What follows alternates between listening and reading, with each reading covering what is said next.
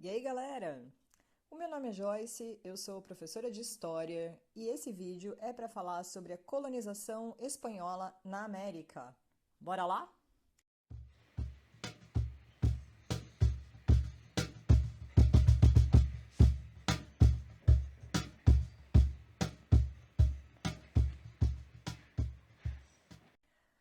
Bom, para você saber quais foram os países colonizados pela Espanha aqui na América, é só você reparar no idioma. Então, todos aqueles países que falam espanhol aqui na América foram colonizados pelos espanhóis.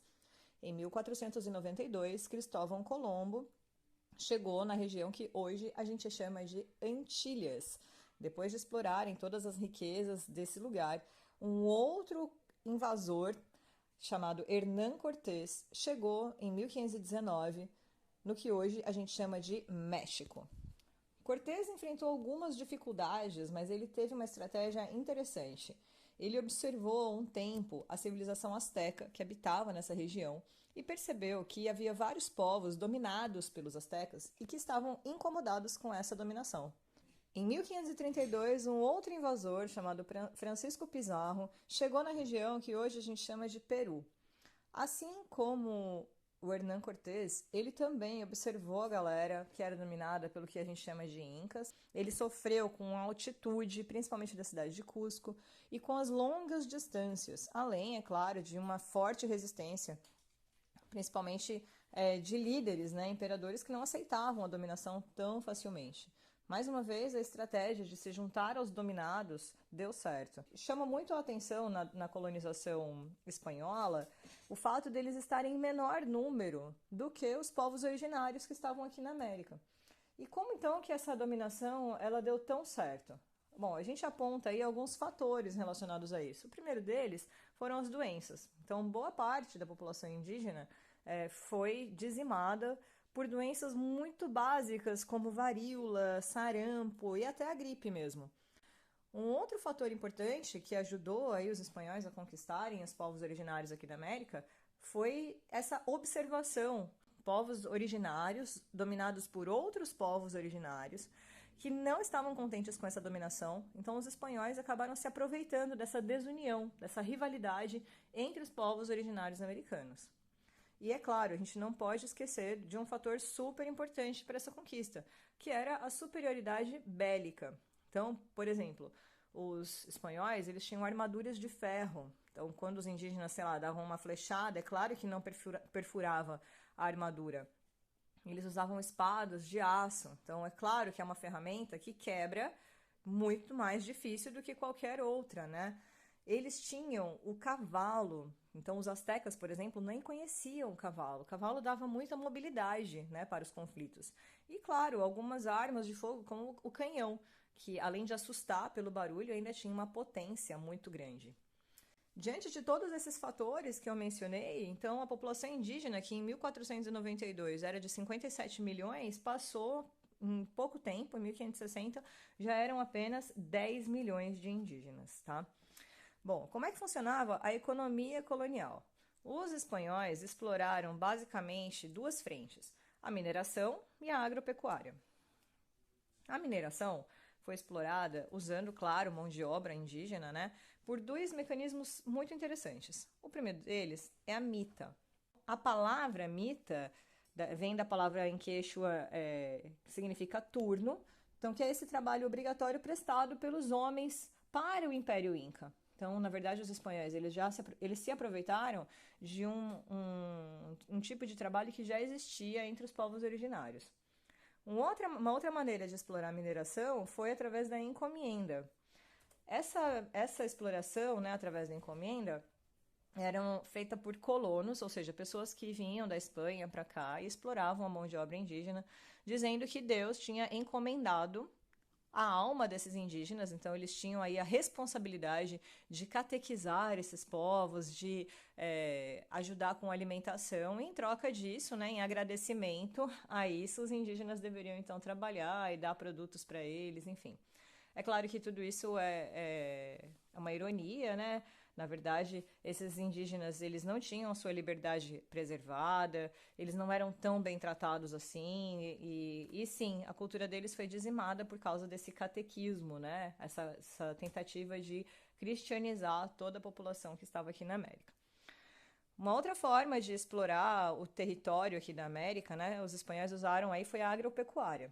Então, agro vem de agricultura, plantação, e pecuária é a criação de animais. Tanto a agricultura como a pecuária tiveram aí como mão de obra básica a escravização.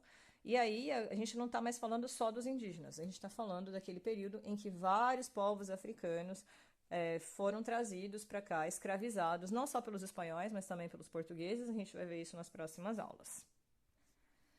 Bom, quando a gente fala do controle político, a gente não pode esquecer de dois conceitos importantes, né, que são as casas de contratação e o Conselho das Índias. Então, as casas de contratação, elas ficavam em Sevilha, né, lá na Espanha, controlavam a chegada e a saída dos navios ou das caravelas para a América, mas somente alguns portos tinham permissão para entrar e sair, tanto aqui na América quanto lá na Espanha. Então, lembrando, né, porto é o lugar de chegada ou de partida. Esse controle fazia com que a Espanha tivesse muitos lucros. Dentro desse processo, a gente tinha a figura dos adelantados, que eram pessoas da confiança do rei espanhol responsáveis por ocupar e explorar essas terras aqui na América. Depois de um tempo, apareceu aí uma coisa chamada Conselho das Índias. O Conselho das Índias foi uma ampliação do controle sobre as colônias. Lembrando, né, que eles não chamavam a América de América, eles achavam, a princípio, que tinham chegado às Índias Orientais, né, aquele pessoal com quem eles faziam comércio lá na Ásia, e depois, durante muito tempo, o território americano continuou sendo chamado de Índias, tá? Seriam as Índias Ocidentais.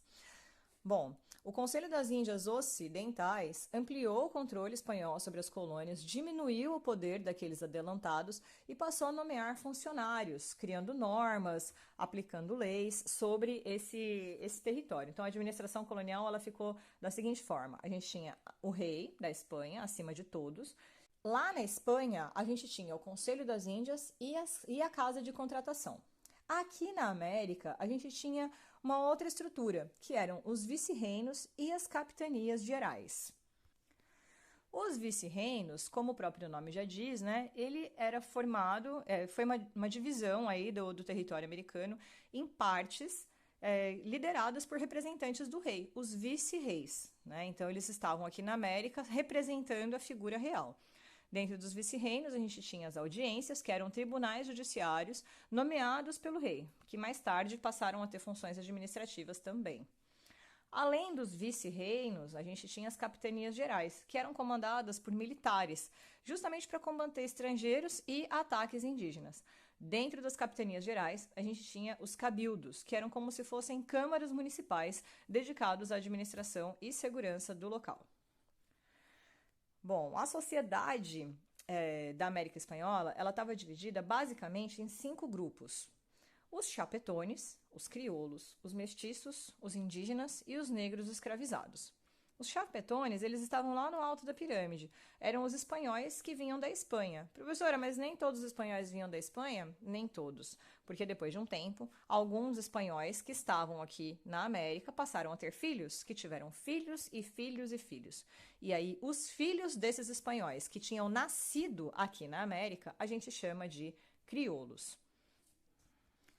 Além dos chapetones e crioulos, a gente tinha os mestiços, que eram filhos de espanhóis ou de crioulos misturado com indígenas ou com escravizados africanos. Essas pessoas, né, os mestiços, ocupavam funções de pouco prestígio, como os pedreiros, carpinteiros, ferreiros, capatazes de fazenda, essas coisas. Obviamente, a gente tinha os indígenas, que eram a maior parte da população e, claro, duramente explorados nas fazendas, e depois a gente passou a ter os negros escravizados, trazidos lá da África apenas com este fim, de se tornarem escravos aqui na América.